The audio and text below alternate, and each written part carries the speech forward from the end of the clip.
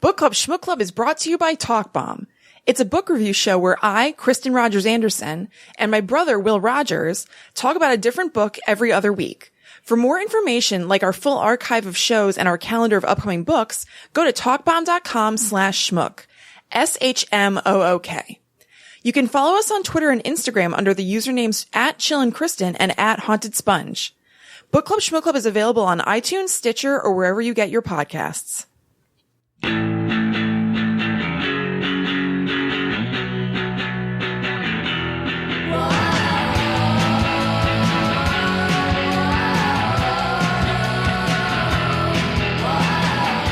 Hello, welcome to Book Club Shmook Club. I'm Kristen. I'm William. And we are here today to talk to you about And Then There Were None by Agatha Christie. Somehow, 4 years into this show, I know. This is the first time we've ever read an Agatha Christie book. I know, it's so weird. It is straight up bizarre. Yeah, she's one of our favorite authors.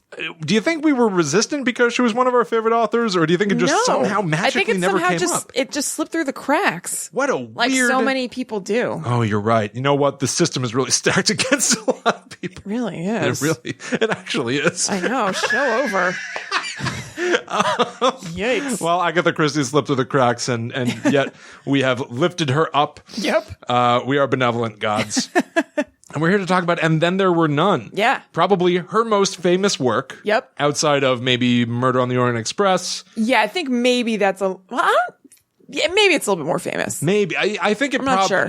You know maybe what? they're even. At least in terms of like the adaptations of her work. And then there were none. There's like barely any stuff that people made. Yeah. It inspired a zillion things. Yeah, totally. But it seems like people haven't made a bunch of movies off of it. As far as I can tell. Which is so weird. Like one movie, a bunch of stage adaptations, and a BBC miniseries. That's it. Oriental Express, I think, has gotten a few. And of course, there's the upcoming one out in, November? Yeah, something like that. But so... Birthday party. Oh, yeah. We can sneak in candy. Yeah, okay. Yeah. I'll sneak in some Whoppers. Ooh, very good. Yep, and that'll be I'll sneak in some Milk Duds. Ooh, good. Actually, these are the candies to do. Yep. Because we were introduced to Agatha Christie through our parents. That's right. Kathleen Dunn Rogers and our Papa. dad. Love you, Pop. Love you, Daddy. Thank you for giving us these sweet mysteries, Pop. And life. Well, yeah, both those things. Oh, and so much more. But And Then There Were None is one of the greatest mystery novels of all time. So I almost I don't want to waste much time. I want to jump right into it. Yeah, totally. Kristen, what is your history with And Then There Were None? Dad definitely had it on his bookshelf.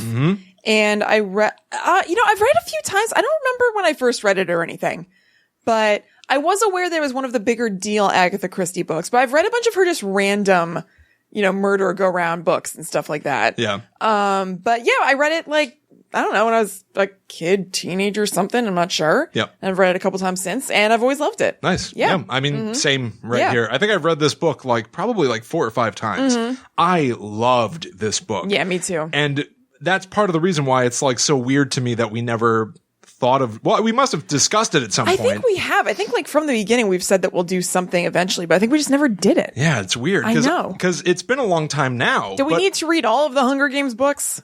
I mean, at least we did those in the span of 3 weeks. Yeah, I know. Just saying. The Hunger Games books are some of those series that I think are inspired by, And Then There Were None. Yeah, I think so too. Yeah. But because I read it so much when I was younger. Yeah. It's weird to me that one, we never did it on the show, and two, that I haven't read it in however many years it's been. I think it's been a decade. It could be for me too, maybe. I hadn't read it in a long time. And I was obsessed with it. Yeah. I loved it. Yeah. Okay. Cool. So, spoiler-free recommendations. Yep. Yes. High recommend, obviously. Yeah, high recommend. Yeah. Oh, yeah, spoiler-free plot synopsis? Yes, I have that too. Okay. And also, I said it last week, but I not only do I recommend the book, but I recommend the audiobook. Right. Which is narrated by Dan Stevens of, what's it called? Downton Abbey fame. Yep, and Beauty and the Beast. He was the Beast. And some other things. Yes. The Guest, which is a really good movie. That was good. It was all right. Yeah. Yeah, really good. It's a little bit of exaggeration. It's a good movie. Yeah. But anyway, he does a great job narrating it. Oh, did you listen to it? I did eventually. Yeah. I was reading it, but then on your recommendation, I started checking out the audiobook half, and it really was. It was like very good. It was so good, right? Not surprisingly, but just like, wow, this is really great. Yeah. I wish. So I Googled or whatever, like put into YouTube, Dan Stevens, and then there were none because I was hoping there'd be some sort of behind the scenes thing of him being like, and then I blah, blah, blah. Because some of the voices are so crazy. Yeah. I was like, he must be doing some sort of weird face when he's doing this. And I want to see what it is, but it wasn't there. I love it when he's being the judge and he's going like, this seems to me to be an open and shut case. I'm sure he was like that. Real slop mouth. I think that probably his bottom teeth were showing. Sloppy old mouth going on. Yeah, totally. And perfect. A perfect slop mouth. Totally perfect slop mouth. So here is my spoiler-free summary of And Then There Were None by Dame Agatha Christie. And Then There Were None is a locked room mystery. Do you not even know what that is, you millennial? Ugh. It means that all of the possible players are trapped together, so one of them must be the culprit. Culprit of what, you ask? In this case, murder most foul, and oh, many times over. You see, 10 people have received invitations to Soldier Island and been given various reasons for their visit. And when they arrive, they find out that the head honcho reason is murder. And one of the people on the island must be the murder doer. Join us for And Then There Were None. Wow. I love it. Thank you. That sounds like it would be like one of those old-fashioned trailers where they just sort of like lay everything out through narration at the beginning. Well done. The murder doer. Yeah. This is one of the first, to me, like whodunits that I was exposed to ever. Yeah. Where the entire time that you're reading the book, the actual characters in the book are questioning how is all of this happening around us and actually talking out the motives of everybody else in the house. Totally. At the risk of sounding like a broken record, when I was reading this book, I kept thinking about Scream. Same exact scenario plays out. Everybody's a suspect. You're right. Everybody's a suspect. But there are like numerous scenes where two characters will be sequestered on their own going like, you know who I think it is? Yeah. I think it's that one. And then it turns out I guess maybe I'll save part of this for the spoilery side. Because there are really like points throughout where I go like, bam, okay, well, there's Scream again. Just like Scream was a horror movie, but it was a whodunit. Yeah. And this is such like a classy whodunit where it's full of like, I love the like 1930s world where all of these cultured British people, even when there have been like 5 murders and there are only 5 of them left, they're still being like, and what about you, chap? Where were you this evening? Well, it couldn't have been me.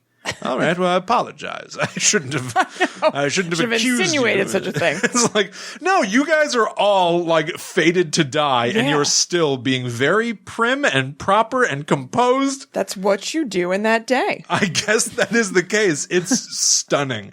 And then I think that there was one point, and I tried to double back to be like, did I somehow miss something? Yeah. Because there was a moment where, they go like, we became bloody animals last night. And I was like, did you? They probably like raised their voices gently with each other or something. I think that's all it was, because I think they were still standing like stock still and sipping brandy.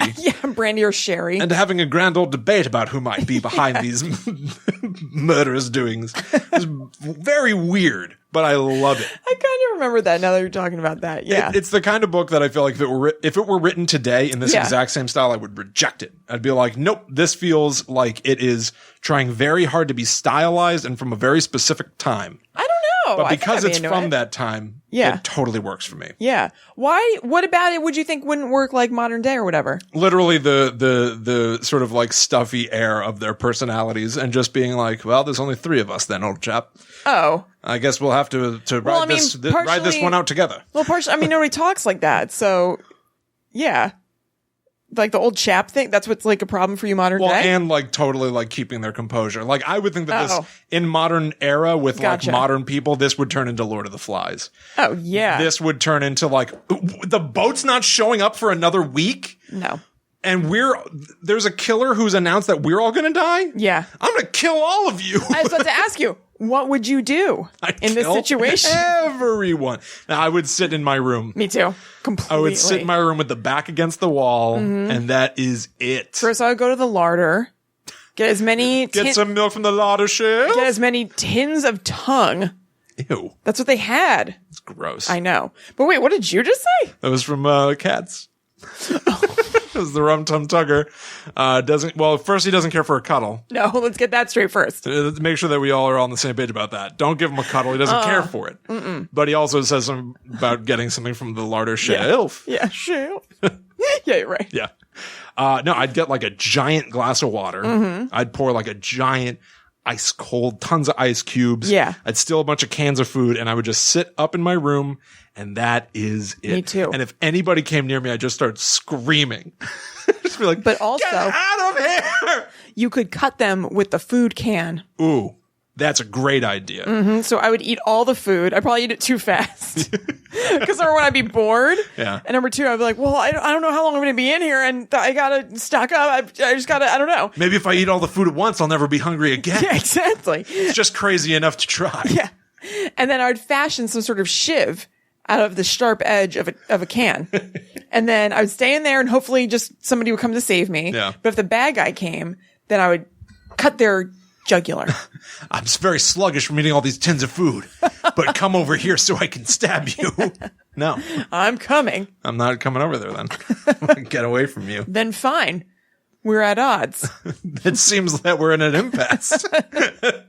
One of the things that I love about this book that I feel like it must have come from something else or I must have seen this somewhere else is the idea of everyone sitting around at a dinner table and then a record player announcing to the room. Oh, it's so good. 3 of you will die tonight, that's not what it said in here. Yeah. He announces the crimes of people Maybe around the room. We're starting to get a little spoilery, That's right? premise. To me, that's like... Yeah, you're right. But not how. We just know that they're all lured to a place to be murdered one by one. You don't know why or how. All right. Fair enough. Yeah. Fair enough. Okay. Right. Well, then at the risk of spoiling this book for anybody who has not read it, because I think that enough time has passed that it has potentially faded into obscurity for a lot of people. Yeah. It might be completely new again to a lot of folks out there. So if you have not read And Then There Were None, jump into the choppy waters surrounding Soldier Island. Absolutely. And die of cold. Do it. This is one of the books that if I could read this for the first time again, I would love the opportunity. I can't do that. So the best I can do is hope that somebody out there who is listening to this show has the opportunity to read this book without knowing what happens at the end so they can report back to us the way they felt. Yeah. So I highly recommend And Then There Were None by Agatha Christie. It is one of my favorite books of all time. So highest possible of recommends. Yeah. Go read it now. Totally ditto. Yeah. Total ditto. All right. Well, then the time has come. Okay. If you are wary of spoilers, this is your warning. Stray far. Do not come to this island. Because you will meet your fate. That's Spoiler right. time. Being spoiled. Yes. Okay. All right. Let's get everything out in the open. Air all the dirty laundry. Let's do it. Here we go. So that is all true, what I said before. 10 people assemble and start getting picked off like beautiful cherries from a vine. Tree? Cherry tree. One by one. What is that? I don't know. You know I go stream of consciousness when I'm writing these things. For some reason, I thought you were going to say, I'm street. Yeah, nothing's more street than picking cherries off a tree. What's up with them cherry blossoms? Maraschino? It's an entirely different animal. That's a flowering tree. Anyway. Okay. Well, it's a beautiful flowering, blossoming tree, and also I like a good maraschino. Totally separate issues, I'm saying. Well, I'm just saying I enjoy them all together. right. So, a gramophone announces to them after their first dinner in the house that each of them is responsible for a death and lists out their names and crimes and asks if any of them would like to confess. Only 2 do, the others saying that they're wrongly accused. Very well, have it your way then. The game is afoot. There's a totally awesome theme/concept to the way the murders go down. Each of the guests has a copy of the poem 10 Little Soldier Boys in their room, where the soldier boys in the poem keep dying one by one. Until there are none, hence the name of the book. The guests of Soldier Island keep dying in theme with the poem, and the 10 little soldier figurines on the dining room I wrote the dining room table. Whoa! Oh, Freudian slip. keep mysteriously going down in number each time someone croaks. So good. The guests are suspicious of each other, but still weirdly kind of like, we're in this together, until one of them, Dr. Armstrong, disappears and then a killing happens and Armstrong is still nowhere to be found. Then the remaining guests assume it was him. Until they're down to only 2 on the island and they find the body of Dr. Armstrong washed up onto a rock, clearly having been dead for a while. They turn on each other and one shoots the other. Then in what is something of a PTSD haze, the last woman standing goes up to her room, which is basically set up and staged for her to commit suicide, and obliges. And then there were none. Or were there? We flash forward to Scotland Yard police or whatever. Or no, we flash forward to Scotland Yard police or whatever they're called. Bobbies? Unable to figure out what happened. Although they know someone was alive after the last one killed herself because the chair she used to climb up to the noose and then kicked away was uprighted and placed against a wall. I love that. Me too. But who? How? Everyone else found on Soldier Island was dead, and there was no way on or off. But that's just what the killer... Wait. But that's just because the killer was rather cleverer than them. Sorry, guys. And them. They were none. Justice Wargrave, a judge who was supposedly one of the invited guests, couldn't resist confessing to his crimes in a letter in a bottle, cast into the sea, for someone to one day find and marvel over. Justice Wargrave proudly writes that he always had a taste for punishment and murder, which is why he became a judge, to somewhat scratch the itch. But it wasn't enough. He wanted to plot and kill. But he didn't want to kill innocent people. So dumb. It's like, not even a joke. It's so dumb. Oh. It's not even funny. It's not even funny.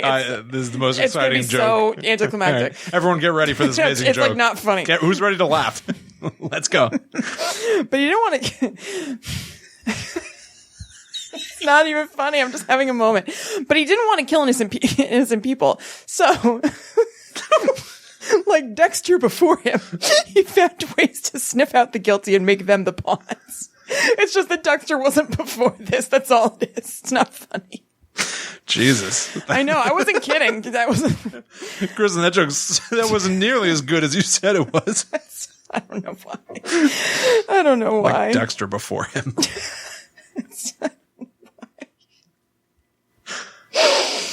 Oh, God. Okay. Like Dexter before him. See, it's already not even funny to me anymore.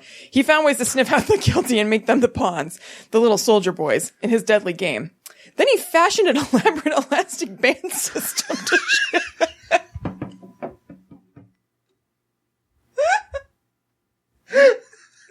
I think I've just got it. No, that one's good. Because he did fashion a fancy elastic band machine to kill himself. That part of it in the book, I was like, what? I know. It's like, wait, how did he kill himself to make it look like it was not like he was killed by someone else? I didn't understand it. I just had to let it go. I had no idea what was happening. He was laid down on a rubber band or something. And then it flung him out to sea. It didn't make any sense. It flung him like a what's it called? Tang! Yeah. Slingshot. Yeah. He climbed into a giant slingshot. So, why someone slingshotted the poor judge into the ocean?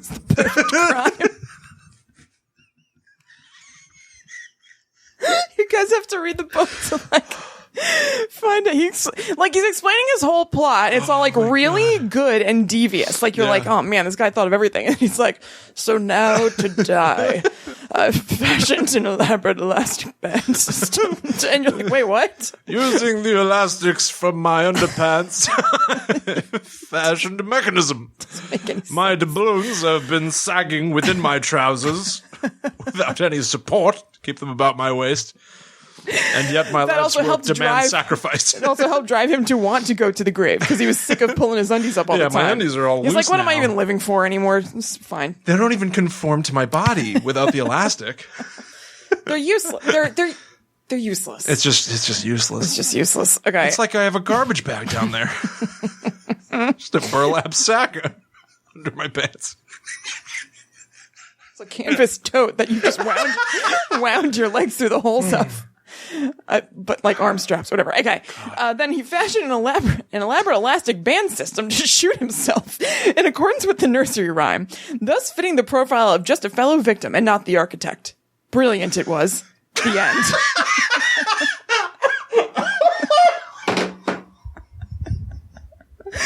Pretty good, right? That was amazing. That was amazing, Kristen. A tour de force. Brilliant it was. The end. You're dead right.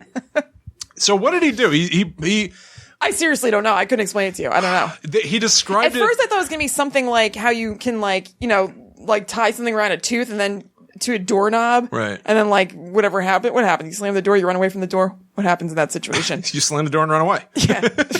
What do you do? Do you run? I don't know. I think it's that I would tie a string around your tooth. Yeah. And around the right. door, and then I'd slam that. Okay. You stay sitting. Right. Yeah, I know. That's it. Okay. And then it yanks your tooth out. That's weird. Why? People used to be super dumb. I guess it is a sudden way to do it. I guess. Seems horrible. It does. But no, what he did was he's like, I tied what appeared to be just a thin black string to my glasses. And then I laid down on my glasses. In actuality, the string was a piece of elastic. Yeah. And it was tied on one end to the door or to the gun. It must have been to the gun, right? I don't know. What the hell did he do? And then what happened to the elastic? He shot himself in the head. Why was this imperceptible? You know what I mean? It dissolved from the gun? I don't get it. No, it didn't. It just it was supposed to then ricochet. I think he wound it. I think the string was under his body. Okay. And then wound around a door at the end. Mm-hmm. And then it came back to the gun that he had pointed at his own face. Okay. So when he pulled the trigger and his hand went limp, the gun ricocheted across the room to the door, knocked into the door, fell off the string. He was banking on it being that the door would not get loose from the string. Mm-hmm. I posit that it might just ricochet around the room, then slide the gun back to him. Yeah, totally. And then be like, oh, he shot himself. Yeah. Either way. Oh, he said it's some sort of elastic band system here and he shot himself. Are you sure? Yeah, look at his underpants. Yeah, there's an underwear elastics tied to this gun. Huh. Yeah, his undies are around mid-thigh. Seems an uncomfortable way to walk, but, well, the judge doesn't seem that effective. The judge was a genius. He would know what's best. Yeah, but so that way the gun would be in the hall. Yeah. He'd have a bullet wound in his head. Yeah. And there would be undies tied to his glasses. No one would question it. I don't know. The perfect crime. It is funny that I think this is where the hypocrisy of me comes in, because in any other book I'd be like, this is stupid and nonsensical and what a garbage way to end or something. But for this, I'm just you know what? The whole book is amazing. I know. I have no problem. The same way. When I like something, I tend to just like it all the way. Well, but I'm in sometimes. Even more than that, even poking all the holes in that we just did, I have no problem with it. It's fine. I buy that it would happen completely. It's all fun. I mean, it's, we're suspending disbelief for a lot of this stuff here. I've got no problem extending it there. Yes. Yeah, exactly. So what I was going to say before about the sort of classiness of this murder mystery, I love people sitting around the table and then you hear the record player saying you've all been found guilty of a crime. Kristen Rogers Anderson, you led a boy out to sea, and in the course of the evening he drowned. I would never. And then William Rogers, you are charged with nothing. Being the best. The spirit speaks through you. You're a great boy. But going person by person, stating their crimes. Yeah. And then they're all my word. And not only that, there are 10 statues of soldiers on the table. Every time a person dies, a soldier is taken off the table. So good. And not only that, there's a poem on the wall called 10 Little Soldiers. Yeah. And 10 Little Soldier Boys. And there are 10 verses saying, 10 little soldier boys chopping up with sticks. One chopped himself in half, and then there were 6. Yeah. Very and good. people die in accordance with, there are so many layers of things. So cool. There's one about getting stung by bees. Mm-hmm. So, this woman she's stabbed in the neck with a hypodermic needle, but then the killer goes to such detail that he puts a bee in the room with her, which is really weird and awesome. Yeah, it's some of the inherent but corniness also that is again, it's corny, but that is again similar to him being all right, I'm just going to bank on the fact that this gun is just going to go flying this way. Yeah. You can't control a bee. No, you know what I mean? No. There are several things that happen in this book. The people could have just not seen that there was a bee there. Even when it's revealed what actually happened, because the book ends with a grand monologue by the judge when he announces how he pulled off all these feats. There are several moments where he's like, I gambled that perhaps people would be looking the other way. Yeah. 10 times. And they were. So I was right each time. Yeah. So I got very lucky. I would like to see this kind of older man sneaking down to the dining room table all the time to like keep taking away the soldier boys from it. I know. It's grand. Yeah. It's a grand mystery. It's a grand scheme. Grand plot. Yeah. Can we read? Can we go quickly through the list of what happens here? Just because I love it. I do too. No, go for it. So 10 people are on the island. There are 10 verses to the 10 Little Soldier Boys song. 10 Little Soldier Boys went out to dine. One choked his little self, and then there were 9. There's a character in the book who ran over 2 kids with his car. He chokes at dinner the first night that they're there, and they're being like, and they hear the gramophone. They're like, "What was that?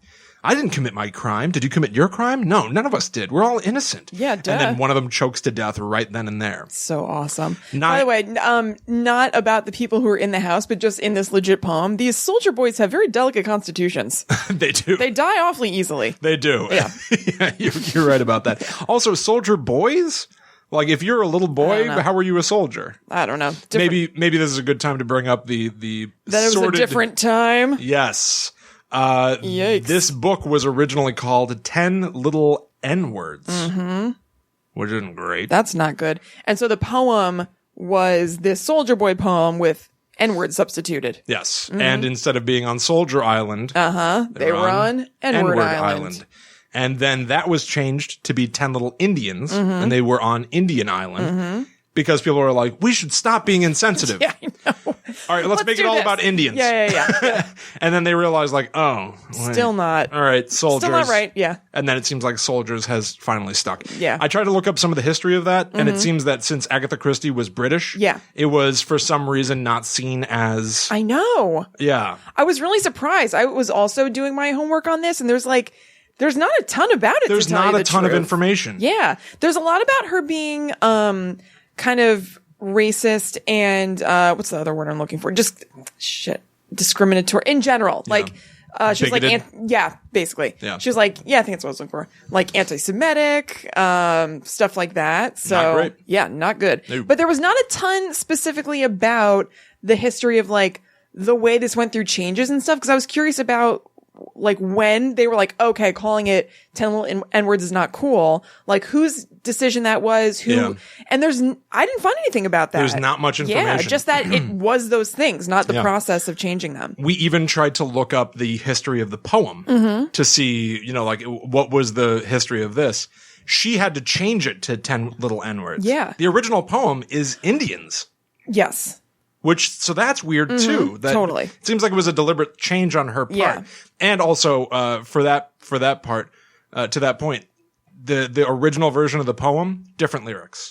So like what we're reading right now, she changed to fit a murder mystery. Yeah. Which makes sense, but it's not like people of the time would be like, oh, we've been hearing this song since we were kids and it's the same words. It's, completely, changed for her purposes. Yeah. But yeah. There you have it. Yeah. That is the sort of like subtle, weird, unconvincing and not completely filled in history of the title of and them. Just insidious racism. So this guy chokes at dinner. We later find out the judge, just like after people are freaking out about the record, he slips poison in the guy's drink. 9 little soldier boys sat up very late. One overslept himself, and then there were 8. That's what I'm talking about. What? What's with the soldier boy? Yeah. Get up. I oversleep myself all the time. Get up. I know. Why the other ones move on without him? I know. They're just like, well, he's sleeping. Let him rest.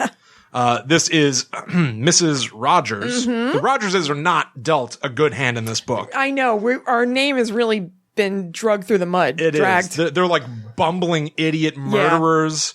Besmirching our good name. Yeah. Besmirching and besmudging. I'm sorry, Dad. We deserve better than this. We really do. Yeah. Agatha Christie was a troublemaker indeed. She was. You know what? She was bigoted. She was bigoted. Yeah. I've just about had it. And you know what? I'm sick of this. But even after Mrs. Rogers dies, Mr. Rogers they're the butlers, and they're still like, it's okay, Rogers, don't worry about breakfast, but get the supper going for tonight. They make him get right back to work. Yeah, it's crazy. It's bug he nuts. Doesn't do that good a job of cleaning up, or like not as good a job as usual. Right. And they're like, that's okay, Rogers, just get some more stuff for us from the larder. Under the circumstances, we're willing to understand. Your wife died this morning. She's dead upstairs. But be a good boy and fetch me a tea. Get your own tea, you idiots. Totally. Pardon the interruption. To run our show, which gets costly between hosting fees and buying the books we review, Book Club Shmook Club needs help from our listeners. You can donate to the show by going to patreon.com/talkbomb, where you'll be able to choose a monthly donation that you feel comfortable with. As a thank you from us, you'll instantly get access to all of our bonus Between Book shows, which don't stay in our main feed. Every time a new one comes out, we bump the last one on over to Patreon. There are dozens and dozens of secret shows that you haven't had access to if you're not a donor. Doesn't that inflame your FOMO? That's fear of missing out. It's an acronym. You'll also have access to each new bonus show as it comes out, and early access to all of our book reviews. We load them onto Patreon as soon as we record them, so our donors get all of our episodes days earlier than they show up on the public feeds. Again, going to patreon.com/talkbomb and setting up a donation makes that happen, and we thank you so much for it. If you would prefer to individually purchase our bonus episodes, you can find them in our shop at talkbomb.com, where we also have stickers and bookmarks for sale. We would also really appreciate your support by leaving us a review on iTunes, Stitcher, or your favorite podcast app. Positive reviews help other people find our show by making podcast apps more likely to list us. It also helps validate us to people cruising around looking for something to check out. So leaving us a review is like paying it forward twofold, since it helps us and it turns someone else onto something you enjoy. And we do hope you enjoy the show, so let's get back to it. Super weird.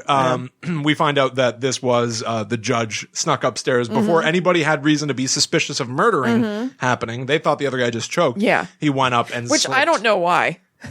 I think I would immediately be like, we're getting picked off one by one. Immediately? When a crazy, mysterious gramophone record plays, accusing us all of murder, and then being like, would anybody like to confess? And then somebody dies, I'd be like, why would this is an elaborate, weird thing. I guess I would feel that, but I don't know that I'd be like, they're going to pick all of us off. And I'd probably be like, well, this is so like insane that I almost can't believe the possibility that this is a plot to get all of us. I think that I would be like in denial. No, I would live. Like, I would know it. We're fine. And then after she dies, I'd be like, okay. Yeah, which is what they do. Way. They start going like two, I'm sorry. Are you trying to convince me that 2 untimely deaths in the span of like 8 hours and I'm supposed to think it's a coincidence? Yeah. No, someone's trying to kill us. And from that point, they believe it. 8 little soldier boys traveling in Devon. One said he'd stay there, and then there were 7. The old sergeant, or no, what's his name? Oh, I don't remember his actual name, but he's like a chief from the military. Yeah. Military chief? Oh, yeah, no. That's what it is. Yeah, that's what it is. We all know that that's what it is. A general. Yeah, probably. He's standing out looking at the ocean, and MacArthur? he's very fatalistic, maybe. Yeah. And he's like, don't you understand? It's time. We've met our fate. Yeah. It's done, and I'm kind of glad for it. It'll be nice. It's nice that it's the end. I know it's the end. Yeah. And then he's bludgeoned on the back of the head to death. Yeah. The old judge snuck out and do it when no one was watching. 7 little soldier boys chopping up sticks. One chopped himself in halves, and then there were 6. Sweet. Rogers is trying to. He's cleaning up at night after everyone's gone to bed. They're all pretty much being like, we have to make sure that we're never alone. Yeah. There's a madman out there, don't you know? Go out to get the firewood. Rogers, be a good chap. Walk around on the dock alone. They make him like, he's like cleaning up dishes in the dining room. Yeah. Before he goes out to chop up firewood. Yeah, it sucks. It's like, dude, his wife just died. 2, you're like making the butler do butlery stuff? Yeah, well, that gives them the luxury of not having to ever be alone. Guys, bunch of jerks. Totally. But the old judge snuck out early in the morn and chopped Rogers in the head with an axe. Yeah. 6 little soldier boys playing with a hive. A bumblebee stung one, and then there were 5. Mrs. Emily Brent was sitting alone in a room, and she starts to go through like a fit of madness. Yeah. And she hears the sound of a bee in her ear. She's like, could that be right? No. And then she sees a bee up on the window, and she's like, there it is. And she's having like visions of the girl that she is meant to have killed. Yeah. Who she basically kicked a girl out of her house, and the girl later killed herself by jumping in the river. She's like, my God, she's come from the river to take me. Yeah. Which I love. I know, it's so sweet. And then she feels a pinch in her neck. The judge snuck away and injected her in the neck with a hypodermic. Yeah. 6 little soldier boys playing, 5 little soldier boys going in for law. 1 got into chancery, and then there were fall. I, of course, know what that means. We all know what that means. Is there really any point in talking about it? No. What the hell is chancery? It's like British court? Court of equity. So this was calling out the judge. Yeah. Because this is where the judge, who eventually we know to be the murderer, quote unquote, is sweet too. It is. It's sweet. grotesque. He's kapow, shot in the face, right in the forehead, right between the eyes. And everyone has been like lured away for it to happen. And they come back and he's sitting there wearing red curtains it's so to look sweet. like a judge's robes and a bunch of wool all over his head to look like a judge's wig. And he's sitting there with a bullet wound in his face. Yeah. We know that is not what it appeared to be. No. Four Little Soldier Boys. Wait, real quick. Also, Will watched the movie And Then There Were None today from 1945. And he showed me a quick clip of it, which was the judge. So the judge talks the doctor into pretending that he was dead because he's like, oh, that'll help me sniff out who the actual killer is. Yeah, if we pretend I'm dead, I can sneak around and find who the killer is. But really, so like we're teaming up. He wants to seem dead so he can do his work without anyone. Right, not suspecting. Yeah. And then he kills the judge the doctor right away because he, did what he needed him to do. But, in the movie, you're like looking kind of almost from the perspective like over the doctor's shoulder as he goes to check on the judge to see if he's dead or not. This is at the end when the judge is being like, here's how I did it. Yeah. And, so you see the judge do fake dead face. And then the doctor's coming in to look at him and the judge just winks. He winks at him to be like, we're still on a secret plan, right? Wink, wink, wink. All the people are in the room. All the people are in the room being like, worked. He's dead, right, doctor? And meanwhile, the judge is sitting there with a fake bullet wound in his head winking. They're not supposed to be able to see him, obviously, but why would you take that chance? I know. He's addicted to the risk of it all. It's as if they thought they were filming a silent movie, right? And they had to really make it obvious. It's just fun. It was, I guess, they do have a lot of fun in the movie. Yeah, it seemed like it there for are people the 2 playing minutes I pranks saw. on each other, and it's all jolly good fun with 9 murdered people in the house. Yeah, everyone go watch that movie. It's legitimately great. I want to watch it now. Actually, I didn't know that it was on YouTube. That's awesome. Yeah, it's on YouTube. It's completely free. It's it seems to be an official version. I don't think it was piracy. There are some things like that on YouTube. Yes. So yeah. So everyone go watch it. Go look it up. It's really good, and there's really funny cornball stuff because it was made in 1945. Yeah. So yeah, definitely check that out. Lots of funny 1945-y faces. Yes, absolutely. And it all ends with this old ship captain coming up and he's eating a sandwich and he's been like, you guys ready to go yet? Yeah, and the ending is very different than the book's ending. Yes. Even from what I saw, I didn't even see the movie, but everybody's dead in the book ending, and there are 2 survivors in the movie. Yeah. But so this old ship captain shows up and he's like, is everybody else ready? And they go, why don't you go find them, chap? Yeah. And they kind of wink at each other like he's going to go find 9 corpses. Let's have a bit of fun. And then the ship captain walks off like, hey, everybody. You don't see what happens after that, but they have this real amazing rapport of we got him. We pranked him, and they run off, and then the credits roll. It is bizarre. So weird. This book is about murder most foul. Yeah. All right. 4 little soldier boys going out to sea. A red herring swallowed one, and then there were 3. This is the doctor pushed into the ocean when he thought that he was meeting up with the judge to confer about now that people think I'm dead, here's what I've found. But no, the judge just pushes him into the ocean. Yep. He was the red herring because red herring is a mystery term for a misdirect, a false trail. Yep. He's meeting up with the final judge. Yes. Jury and executioner. That's right. 3 little soldier boys walking in the zoo. A big bear hugged one, and then there were 2. The judge pushed a big bear clock on I wonder if he had a hard time figuring this one out. This one seemed like a stretch. I don't know if she was in charge of writing these new lyrics though. Couldn't she have just been like, oh yeah, that's right, 3 little soldier boys playing with a knife, one got stabbed by it, and then there were 2. Yeah, totally. Well, it didn't rhyme, but it's easier. Maybe she saw a big bear clock somewhere and she was like, I'd like to write that into one of my serial mysteries. I'd hate to get hugged by that bear. Agatha, can you stop being moody and weird? We're trying to brunch. You know about kind of a mystery around Agatha Christie, right? About her going missing? Let's finish this up and then. Whoa. Yeah, we're almost done with this. 2 little soldier boys playing in the sun. One got frizzled up, and then there was one. Not quite true, he gets shot with a gun. Yeah. So that doesn't fit at all. That's weird. That is weird. They were outside? I guess. Is that? Maybe.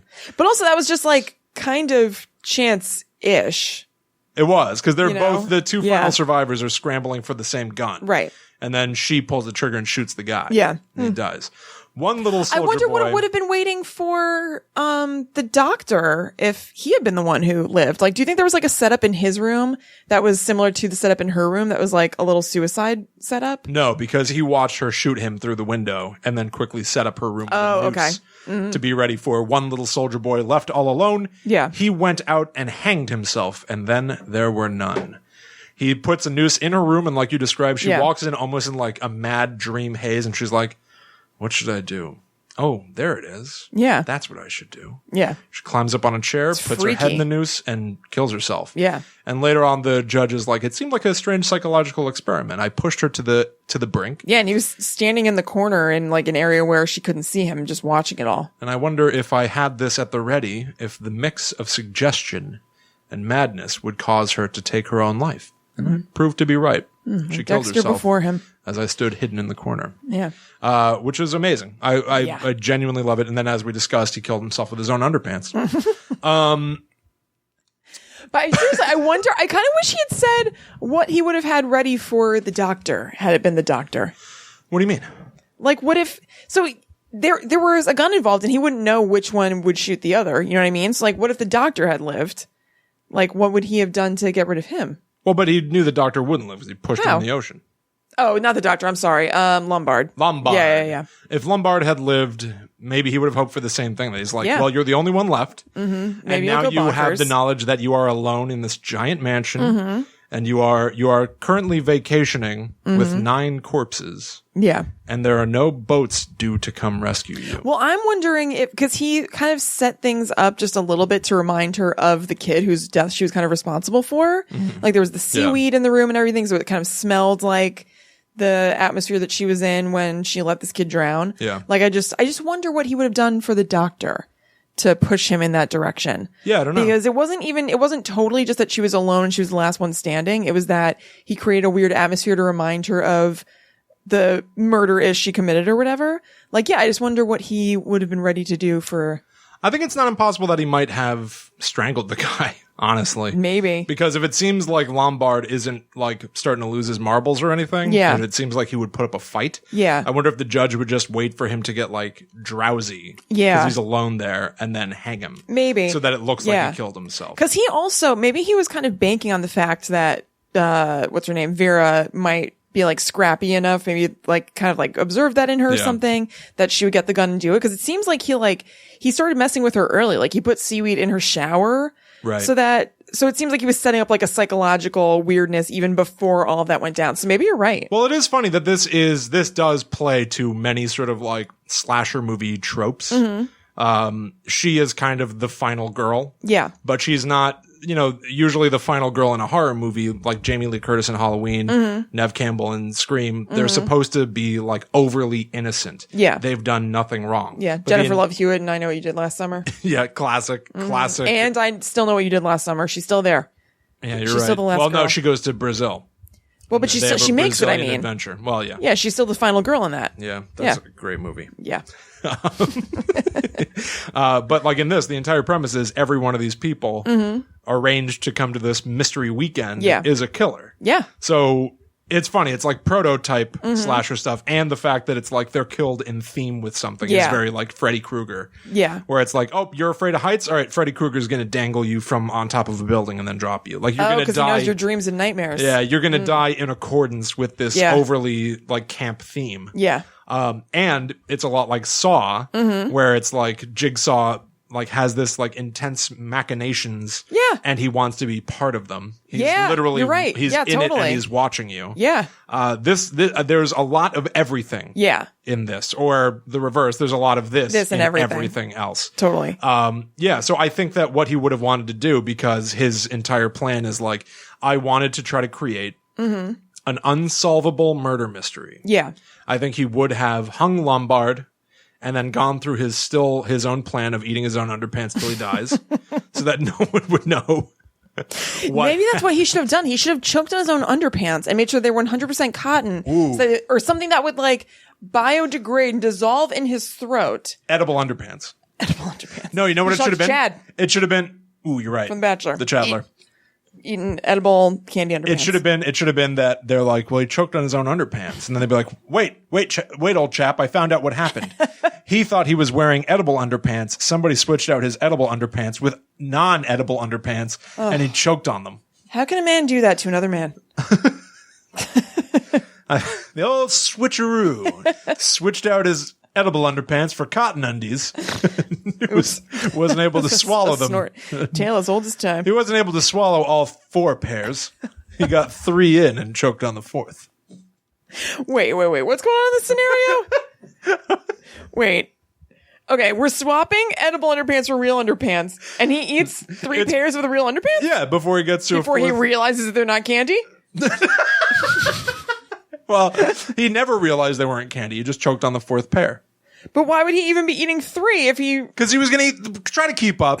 He wears edible underpants so that he can eat them as a late night snack, right? Then somebody switched them off. Somebody switched out his edible underpants with regular underpants, and he didn't notice until he was 4 pairs in, and he choked on that 4th pair. It's the perfect crime. You know what? You're right. That's in my murder mystery that I'm writing. So copyright, don't steal it. You don't notice that they're not edibles until you're on the 4th pair. The 3 pairs of normal undies are still so good. Well, yes. You just don't even notice. Exactly. And I have don't worry, I do have a line in there where a detective says, like, I guess they were edible after all, to a point. Ooh. Or he says, or something like he's like, well, anything is edible if you eat it. if you eat it. They're just not meant to be edible underpants. That's like what we were talking about before. Not intended to be edible underpants. Yeah. Oh yeah. Yeah. That's like the whole if you eat cookies for dinner or whatever, is it still adulting? Right. Well, that was Mega 64. Yeah. Right. How do you have a beach body? You put your body on a beach. Yeah. How do you adult? You just, cookies for dinner are adulting if you're an adult and you eat cookies for dinner. Correct. Underpants are edible underpants if you eat your underpants. Anything is edible if you eat it. Love that. That's a sticker. That's a future sticker. Now that's a sticker. Anything is edible if you eat it, with you going like, the more you know. Love it. We'll get started on that design immediately. Someone out there designed some stickers for us. Let's get in some listener designed things that we can turn into more Book Club Shmook Club merch. Sure. Just tell us what kind of stickers you want. How cool would that be? Yeah, totally. That'd be awesome. Yeah, absolutely. If you're like good at it. Anything is edible if you eat it. There's a girl who works on my floor at the office who I was getting like something to drink, and she was like, I'm so hungry, but it's only 11 o'clock. And I said, I was like, lunchtime's whenever you make it. And she was like, I like that. That's really good. And I was like, yeah, you're hungry. You eat. It's lunch. That's good. Yeah. Done. Yeah. Yeah. And now we're all friends. I always used to say first meal of the day, always breakfast. Because no matter when you get up, you eat something. That's your breakfast. That's your breakfast. I agree. There you go. I'm with you. Okay. You want to hear about how Agatha Christie disappeared for 11 days? Absolutely. Okay. This was on Unsolved Mysteries, back in the day. Wow. So that's where I first heard about it a long time ago. And, What? I don't want to acknowledge the chat, but I just realized the joke that Mom's making. She says fruit of the loom. Because we're talking about eating underpants and fruit of the loom. He ate the fruit of his looms. Yeah. So nice one, Mom A. So, Agatha Christie, her husband was stepping out on her, and he told her that he wanted to leave her and that he was going to be with this woman named like Nancy Nielsen, let's say. It's something like that. And, Agatha Christie then disappeared after that. Her car was gone and then found like on a side of a road somewhere. Wow. And nobody really heard from her publicly, but it was also like way back in the day. You know what I mean? So like you could kind of fall off the grid a little bit more easily. And when they found her, it turned out she had been at like, a hotel, at a spa, and there are a lot of conflicting reports. She says that she doesn't remember anything, that she was in a fugue state. Cool. But people at the hotel said that she was like totally fine and with it. She was in a fun state. Yeah. I think she was at a pissed at her husband and wanted him to get a taste of his own medicine state. Yeah. And, but it was in the New York Times and stuff. It was like on the cover that was like British author Agatha Christie missing. That must have been amazing. I know. It was like a big deal. And, so yeah, like they said that, she was waiting on like some jewelry at Harrods or something, and she called them like while she was at the hotel. So it's just like clear she like had her wits about her. Yeah. And she checked. And so, okay, so there's a theory that she just wanted to, give her husband a fright. Yeah. The other theory, which is what she said, that she was in a fugue state. There's another theory that she wanted to go out and besmirch his new girlfriend's name because she checked into the hotel under the last name Nielsen or whatever that woman's last name was. And so it was like, well, maybe she wanted to like kind of like cause a ruckus and then have this paper trail that says Nielsen, but she didn't really. Yeah, okay. And then she just kind of reappeared and was like, oh, I don't know what happened to me. Huh. And yeah. That's pretty wild. And nobody knows for sure. That's pretty cool. I know. I like that. Totally. That's a whacked out weirdo story. Yeah, yeah. Nice. I know. Interesting. Mm-hmm. She became one of her own mysteries. Yeah, she did. This entire book ends. It seems like the crime actually goes completely unsolved. The detectives are not able to figure out what's going on. They posit a bunch of theories. Yeah. Again, I love sort of the scenes where people are being, because there are many where like Lombard is talking to the doctor and they're being like, you know who I think it is? Yeah. I think it's Blore, the special detective Blore. guy. I think it was him. You know why? Because this, and that. And the doctor will be like, you know who I think it is? I don't think it was Blore. I bet that it was Mrs. Emily Brent. She seems innocent enough, right? But I don't know. She seems like she might have a bit of wiry strength about her. Like they do say that. I love this sowing the seeds of doubt. Yeah, totally. Which actually the judge, I paid because I knew the judge was the killer, obviously. I was paying attention to everything he did. He is constantly the voice of dissent. Yep. When people are being like, well, I don't know, maybe we're fine. He's the one being like, it occurs to me that I think the killer might be one of us. Yeah, he's kind of running the show and puppet mastering everything. He's the one who suggested. He was having the time of his life. Yes, he was. And he's the one to constantly say things that feel like he's just trying to take charge and deduce what's going on. Yeah. But what it actually is creating chaos. Totally. I love it. Yeah, he's playing it perfectly. And then when all is said and done, when he is dead as well, the seas begin to rest. Boats are able to show up. They start to try to investigate what's gone on. Yep. We know the judge was killed last, but because of his ingenious underpants prank, they don't know that. Vera, who hanged herself, the last of the innocent people to die. Yeah. They're like, well, she couldn't have died last because the stool that she was standing on and kicked over was picked up and neatly placed against the wall. So someone must have been there for that. Lombard was shot. Somebody had this pushed over on his head. Everyone was murdered by someone we can't find. Yeah. We don't know. And then we find out the judge, after having killed everyone and watching Vera hang herself, went into his chambers and wrote, so to speak, a confession. Judge's chambers. Yes. And he laid out the entire sick plot. He always, his entire life, was fascinated with suffering, torture, and death. But he also, paradoxically, could not stand for innocent persons to suffer. So he became a judge. But he always wanted to commit a murder. Oh, how wonderful that would be. Yeah. I love that. I love that he's like a non-practicing killer. Yeah. Like, I've just always wanted to. Well, I'm very old now. I'm quite old, and I've lived an innocent life.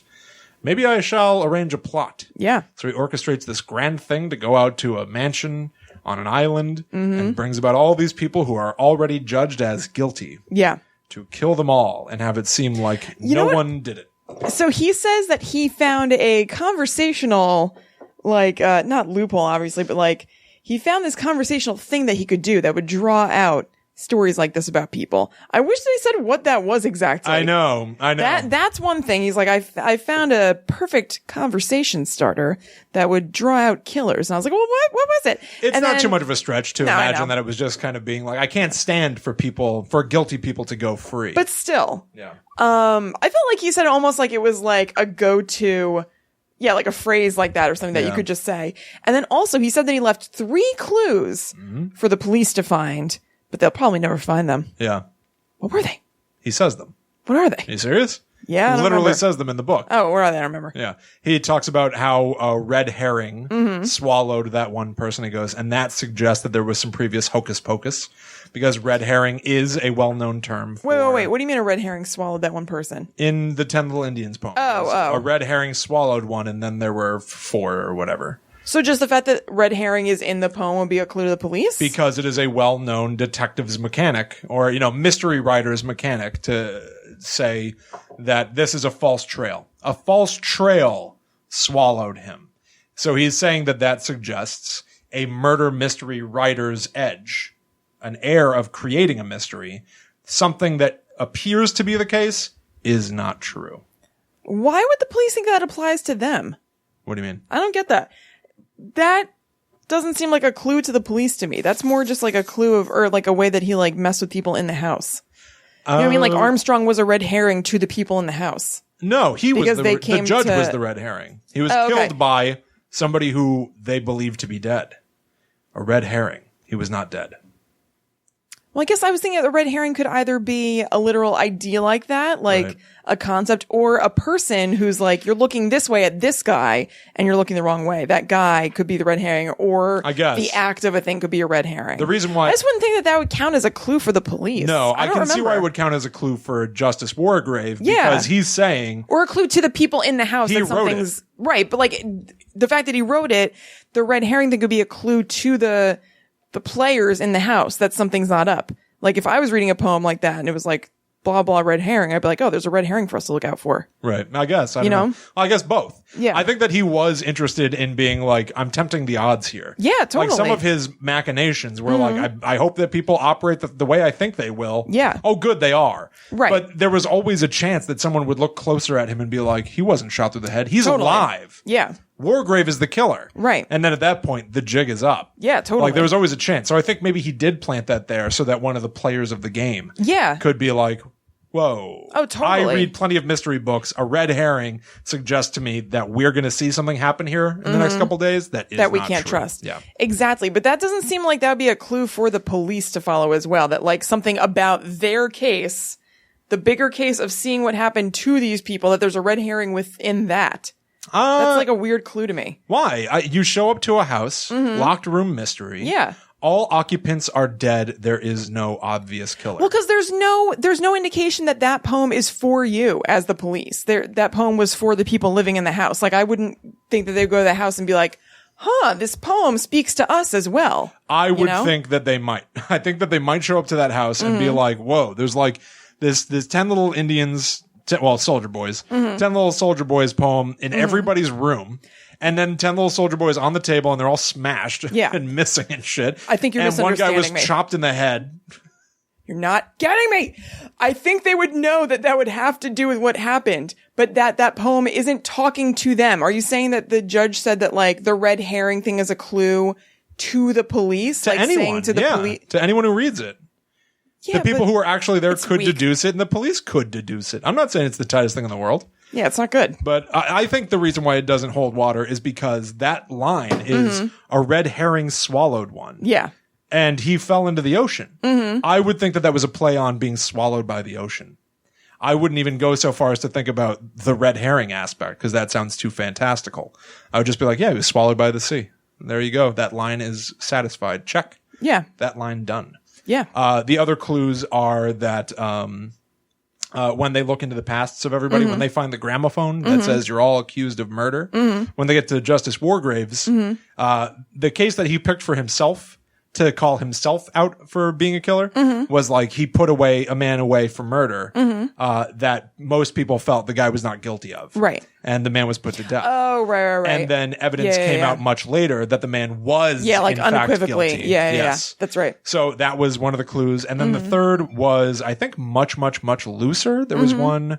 Oh, this one was like garbage. Yeah, maybe that's why I didn't remember that it revealed them, because that red herring thing makes no sense to me in the police context of them picking up on that. I don't see how it's any different, but okay. But the other one is that when he was supposedly killed, he was shot through the forehead, which is the mark of Cain. Oh God, that's right. When Cain killed Abel, I guess he had a mark on his forehead. It just seems stupid. Yeah, totally. Like, who would ever? Those clues are ridiculous. It would take another like flourishy. It would take another like Hannibal Lecter type to be like, don't you see it? He's speaking symbolically. Yeah, totally.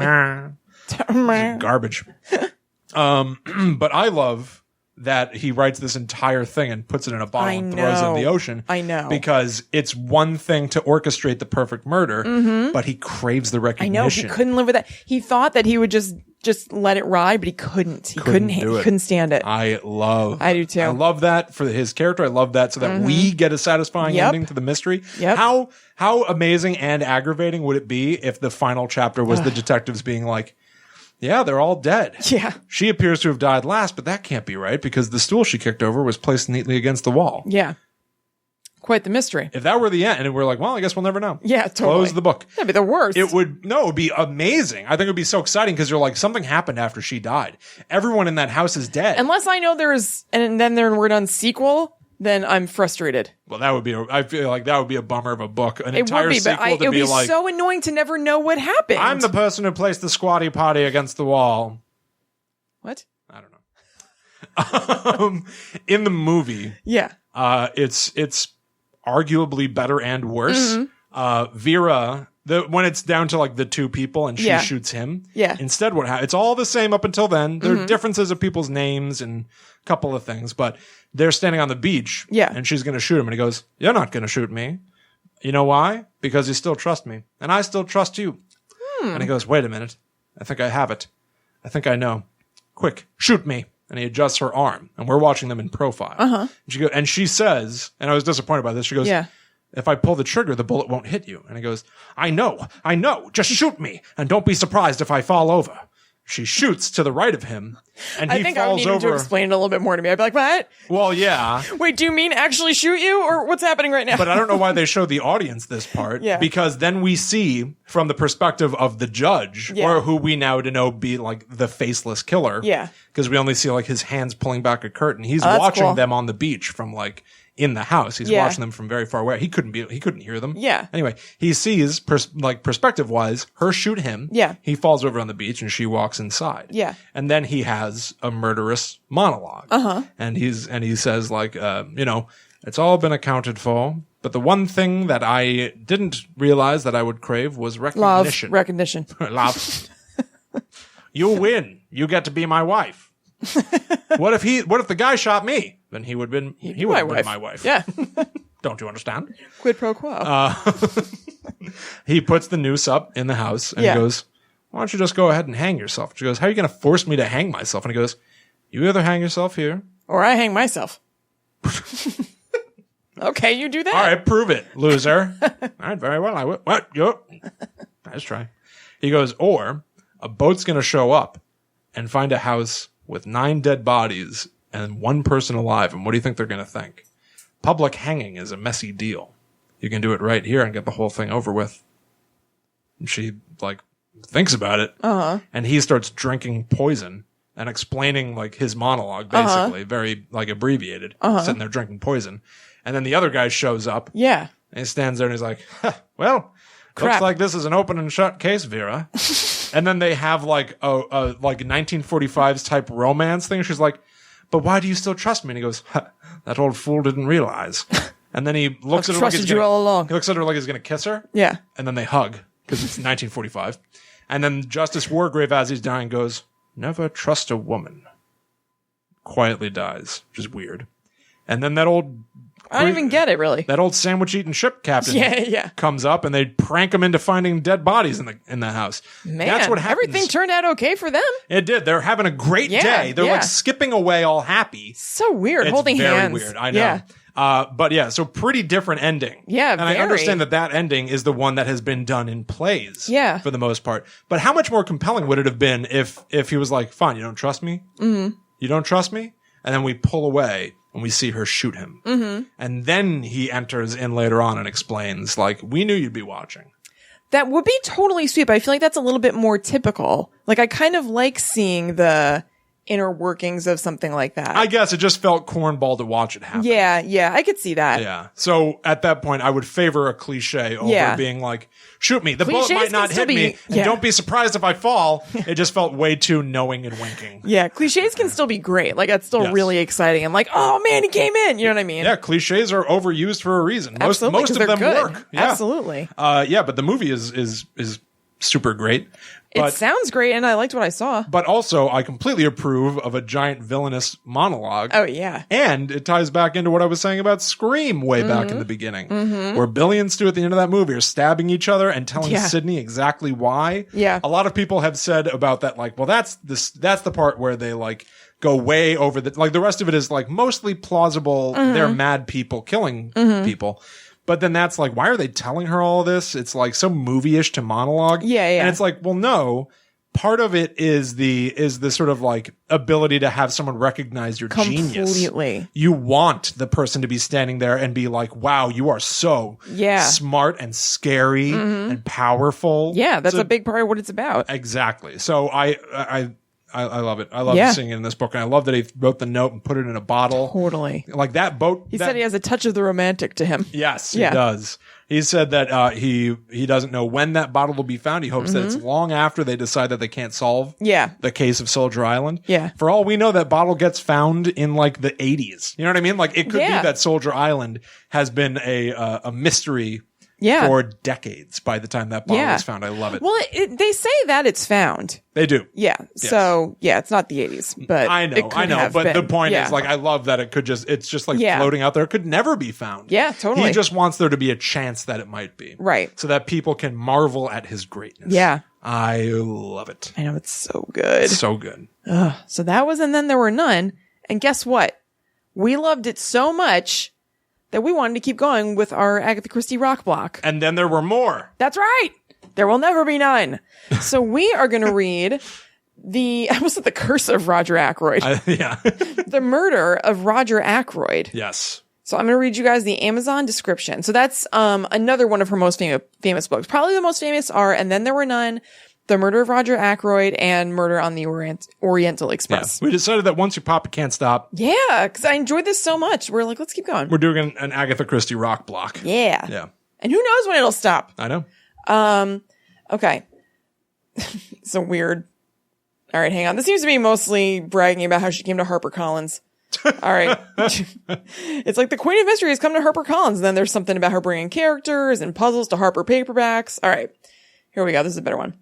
This novel, written in 1927, is considered the best and most successful of the early mysteries. It met with no small outrage when it appeared, as it uses a plot device many readers thought unfair.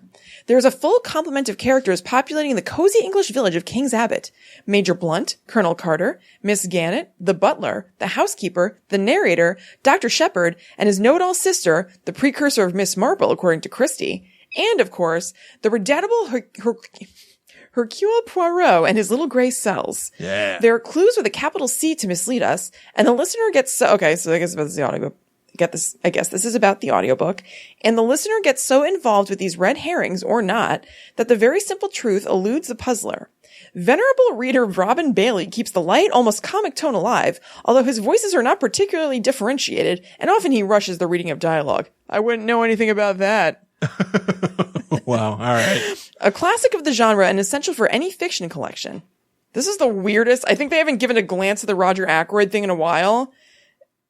This review is very strange. It seems like it's all right. So it's a murder mystery. It's a murder mystery. Okay. We're going to read The Murder of Roger Ackroyd. There are like a million different reviews here under the Amazon thing. Yeah, well, that's weird. Yeah. Anyway. Anyway, go out there and get it. Yeah. Go to talkbomb.com/shmook, SHMOOK. You'll find a link where you can get it. It doesn't cost you anything extra, but it does put a little fuzz in our pocket. That's right. Please. Yes, please do. Yeah. Hey, one last thing that I wanted to bring up, but I just didn't remember it until now. Yeah. This reminded me a lot of the movie Clue. Oh, yeah, totally. Tim Curry, Michael McKean, Martin Mull. What's her name? Flames on the side of her face? Kahn?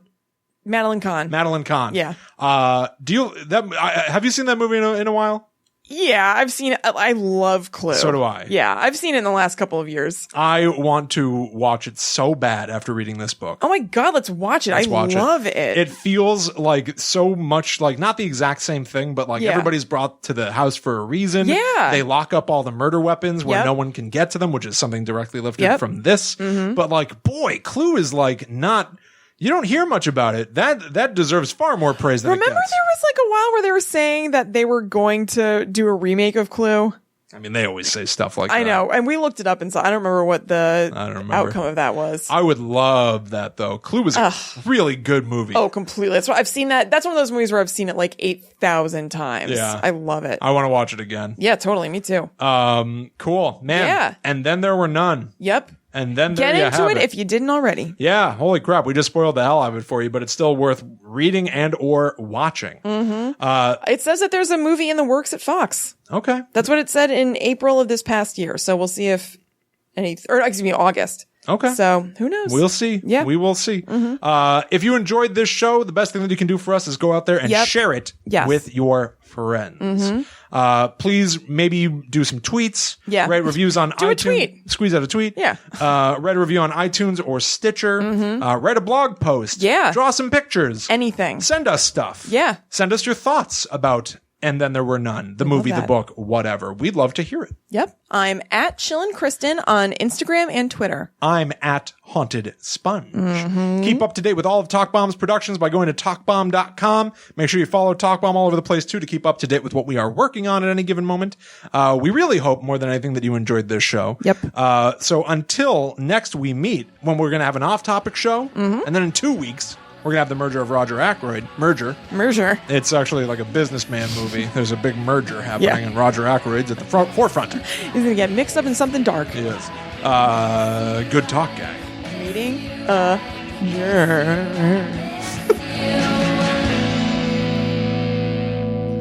fun audio effects. 3D audio. Yeah. You're amazing. I know. Bye. Goodbye. Bye. Hey, everyone. Thanks again for listening to the show. If you enjoyed this episode, you should consider going to our website, www.talkbomb.com, where we have archived every show we've ever done. You can also visit our bonus show store, where we sell exclusive episodes of our podcasts for 50 cents a piece, not to mention our merchandise. If you enjoyed Talk Bomb, the best thing you can do is help us spread the word. Tweet, share, review. We would greatly appreciate anything you can do to spread the word. Please also consider following us on Twitter, Facebook, and Instagram, where we're at TalkBomb. Following us online is the best way to keep up to date with our productions. More than anything, we just hope you enjoyed the show. So thanks again for listening, and we'll see you at TalkBomb.com.